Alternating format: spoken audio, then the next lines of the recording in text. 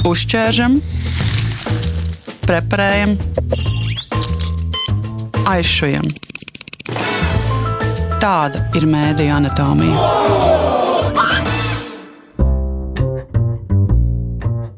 Jau 5 gadus Ukrainā tiek veidots mediju baltais saraksts. Tajā iekļūst rūpīgi izvērtēti, kvalitatīvi un uzticami tiešsaistes mediji. Pēc stingriem kritērijiem saraksta veidošana tiek turpināta arī tagad, kara laikā.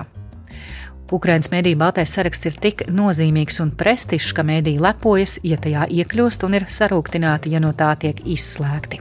Lai noskaidrotu, kā šis saraksts top, es, Zane Ozoliņa, sazinājos ar Oksanu Romaniuku, Ukrainas masu informācijas institūta vadītāju.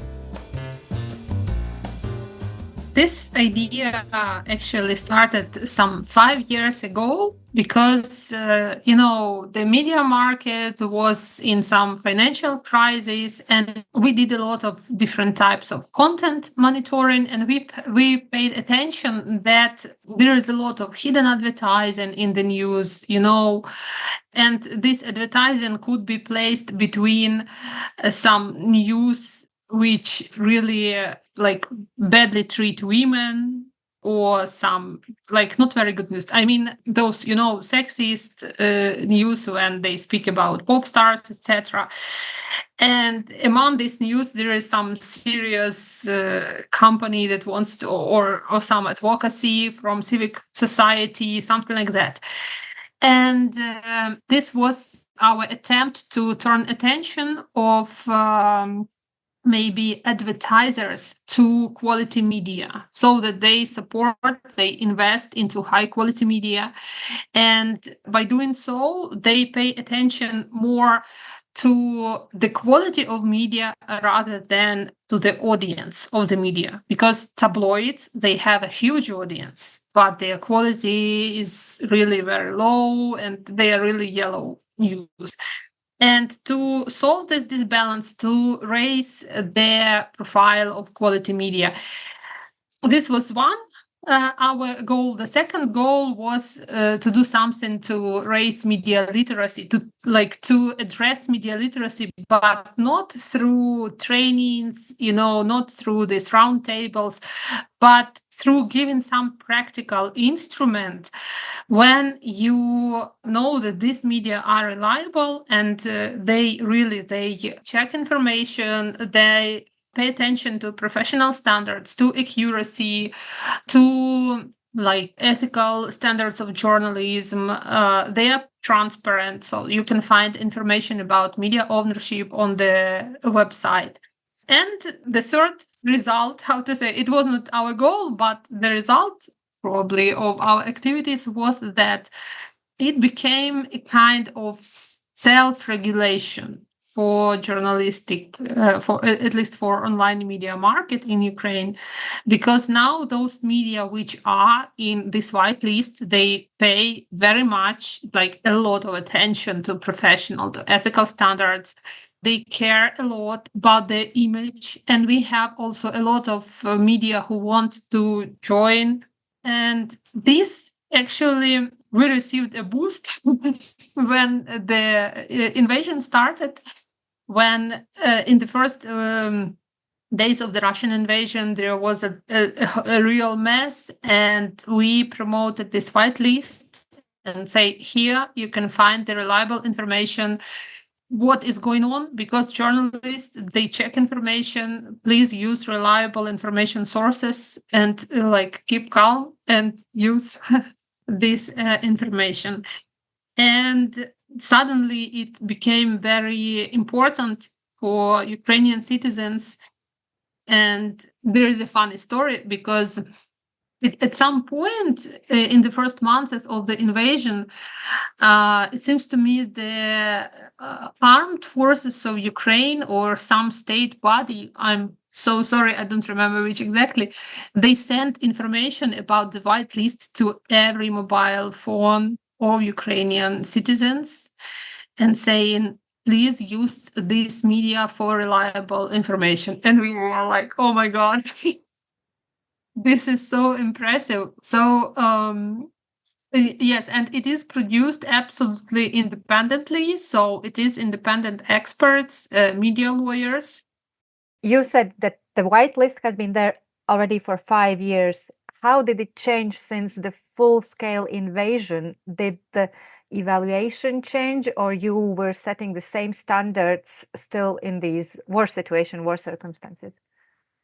The set of standards remain the same, but some nuances have added because we have become much more critical to information from the Russian sources, of course. So the information from these sources needs confirmation from other independent source, and you cannot take only if it is a direct speech of which is socially important, something like that. But we do not consider it's normal for probably every quality media not to consider the Russian official sources as reliable because they are the aggressor, and of course the information is part of the aggression, so it should be checked. But it may be socially important, so we have to understand some public announcement can be socially important. So maybe I'm too expert now. What else have changed? Well, probably everything else remained the same because we, even before the invasion, we had three major blocks. First was connected with transparency, and yes, we had change in this block because before the invasion, we demanded that media posted their physical address on their websites. After the invasion, we removed this demand because it is risky for media, especially those media that in some close to the front line, and even in other regions, we do not insist on their physical address publication on the website. Second block is the professional standards.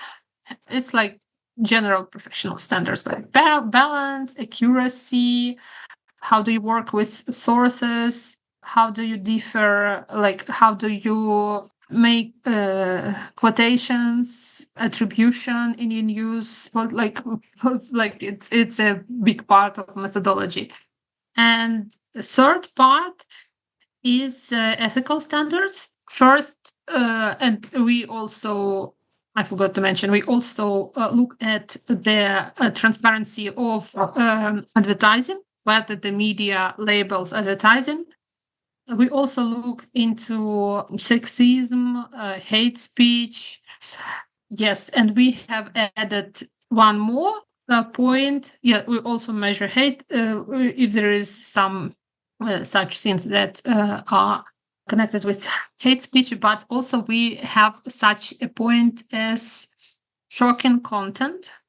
If before the invasion this point was not critical, I mean, what shocking content would you post in your media? Some traffic accident, and normally media put this 18 plus on this content. But after, when we live in this reality, we have a lot of shelling every day. There are shelling on civic infrastructure, there are human victims.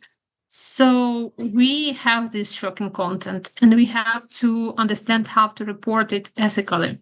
So we developed some red lines when you start to blur this content. Basically, the red lines are you do not show pictures of dead children because it is very traumatizing for the audience. Then you do not show pictures of dismembered part of human body, especially like if there is a hand, a leg, and it is lying in the blood. Then you do not show pictures which infringe upon human dignity. It means you do not show naked dead bodies in some positions, etc., etc.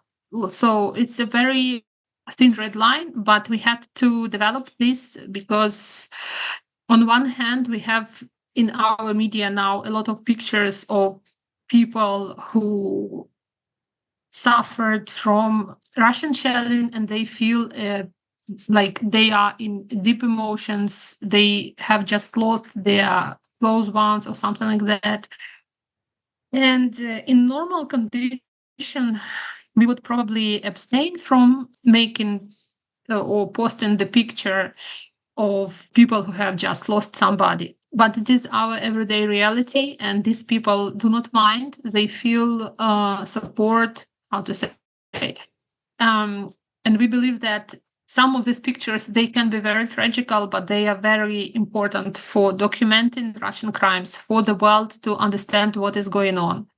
I just remind you the film 20 Days in Mariupol, which was filmed by Mstislav Chernov, Evgeny Malolietka, and it won Oscar for documentary this year.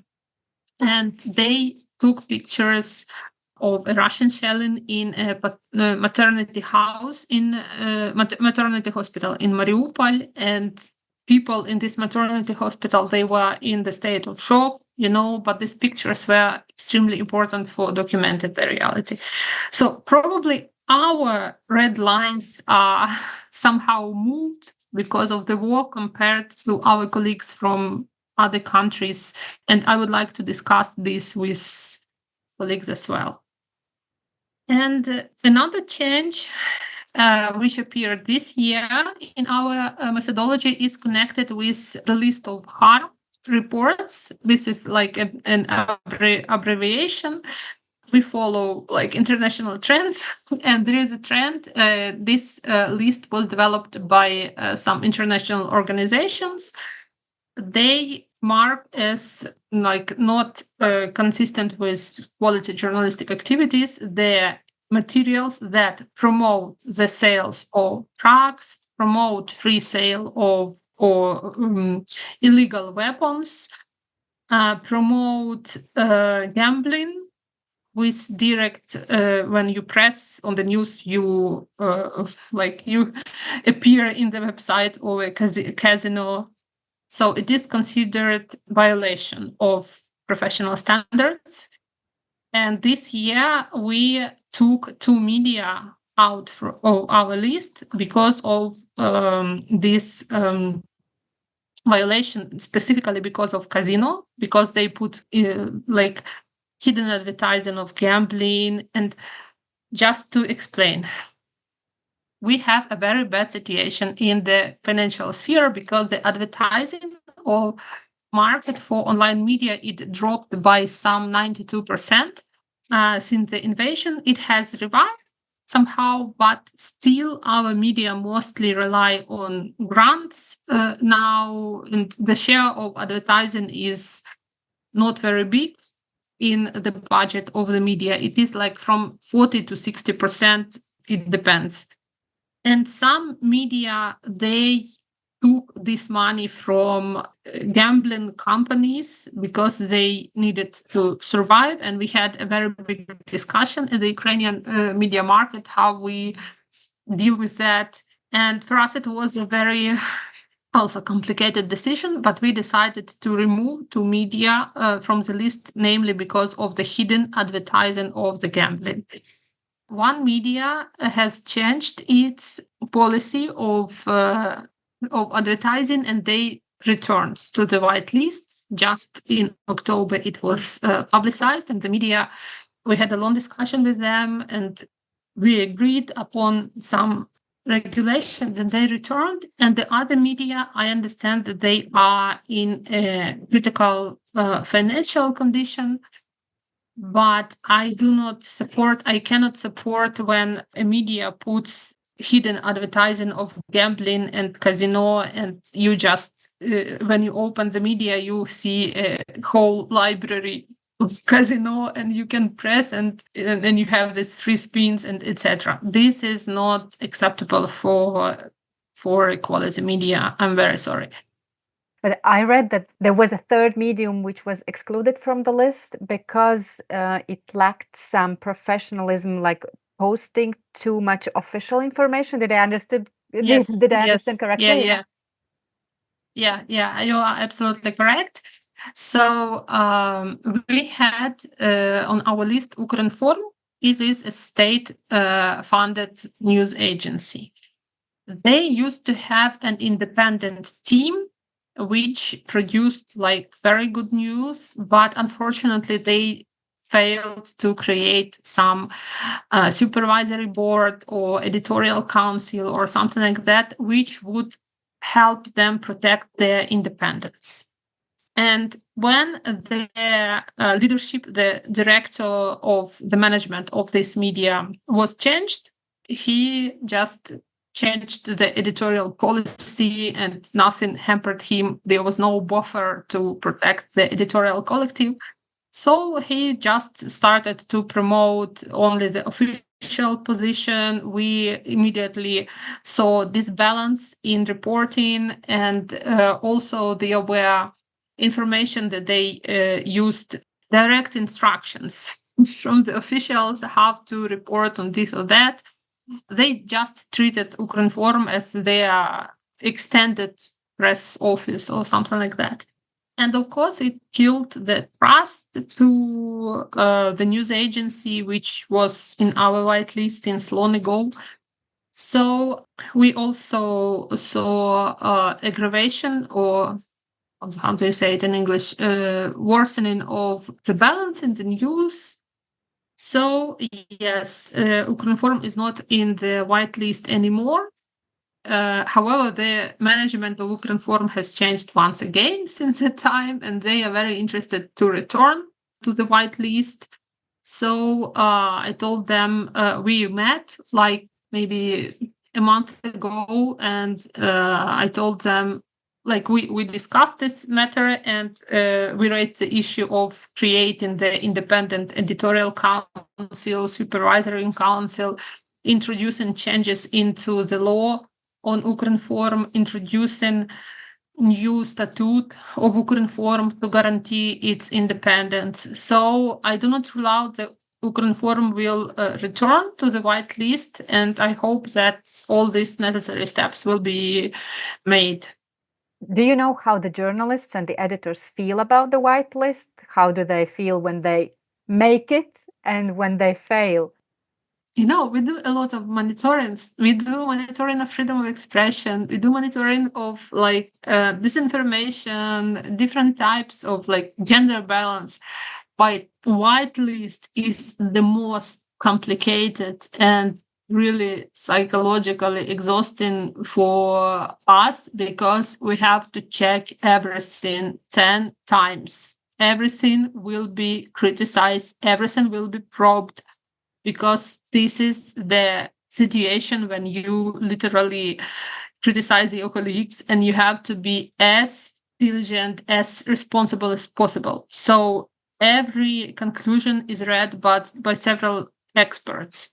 When we publicize it, and those media which are included into the whitelist, they of course are happy. They say, thank you very much. They mentioned it in the news. But those media who are excluded, there are different types of reaction. Of course, some of them write to us non-publicly and say, please explain what can we do to return. And we prepare, like, we do this audit for them. So we send the monitoring, we send the explanation, we show what happened. Others say that we had the situation with one media which we criticized for gambling. They criticized us in response and told that we are acting as police or something like that. We should not be acting, and like we are non-friendly or something like that. So this is very, very, very exhausting. I can't even tell you how I'm very overwhelmed and tired with doing this thing, but the only thing that motivates me is that I believe that this is important. I see changes. I see that we have attention of the population which knows the reliable media. I see that the media market, they know what are the standards, how to follow them. They discuss it. They send to us literally almost every day. I receive letters saying that, see, you included that media in the whitelist, but they committed this mistake. They did this mistake. So the Ukrainian audience is also demanding, even during these hard war times, right? Yes. We are very, very demanding. Maybe, when the invasion started, we stopped our monitorings for some half a year, and we focused on other type of activities. I had 2 humanitarian channels. We brought bulletproof vests for journalists. We brought equipment, different types to support, because our mission changed that time. Our mission was to save Ukrainian journalism. So the first 6 months, I was not thinking about anything, any type of monitoring, just save the journalism and make it possible to work in these conditions. But after some time in autumn of 2022, probably everything calmed down somehow, and we returned to this monitoring, and we started to produce it as well. So, how you say, the human being is got adapted to any conditions. So we probably have got adapted to this, even if it's terrible to say. And I'm happy that the whitelist is growing, because we started in 2019 when we had some 8 media on the list, and now we have, if I'm not mistaken, 13 of them, or even more. We have added a new media just this autumn. They are very good journalists. They do very profound articles, and they work on different court hearings, like they report about it. So it is open for everybody.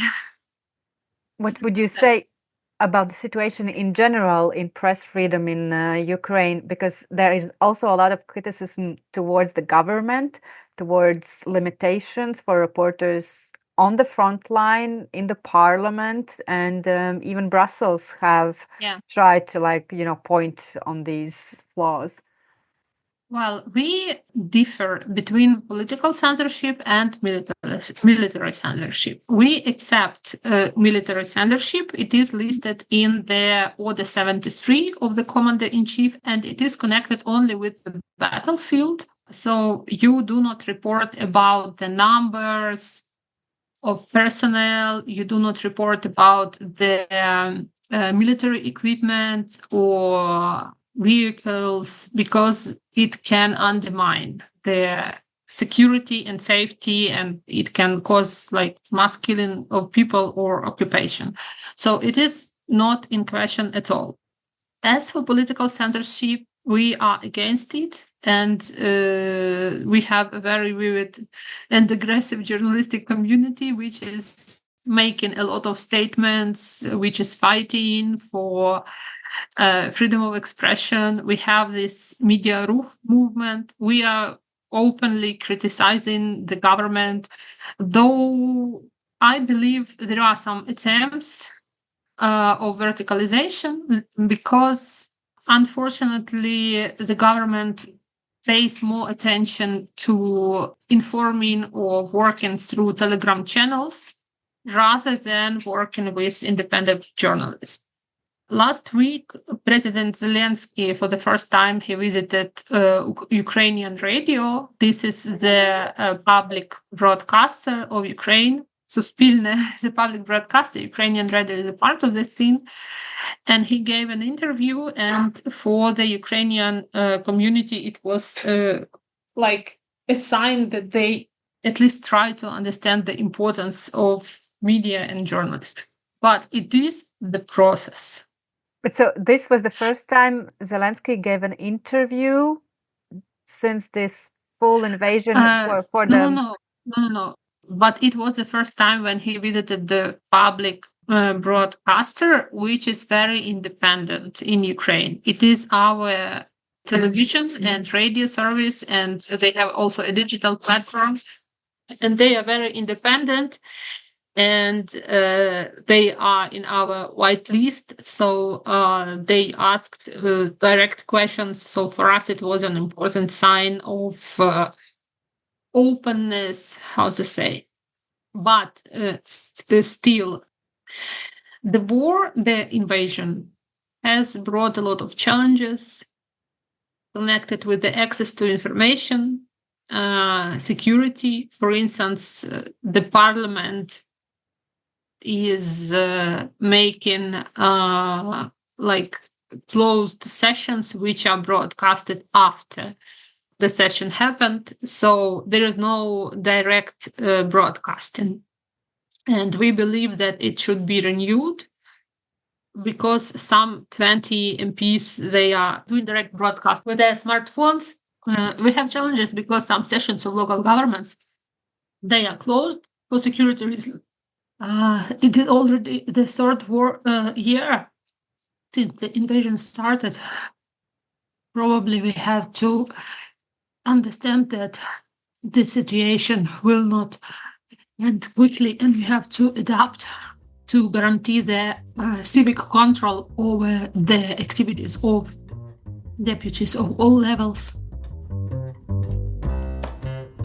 Dzirdējāt sarunu ar Oksanu Romaniuku, Ukrainas masu informācijas institūta vadītāju, kura stāstīja, kā tiek veidots Ukrainas uzticamo mediju saraksts, jeb baltais saraksts. Tajā iekļautos medijus varat atrast šī raidījuma lapā, Latvijas radio mājaslapā. Raidījumu mediju anatomija veidoja Zane Ozoliņa un Reinis Budze. Uzķēršam, preparējam, aizšujam. Tāda ir mediju anatomija.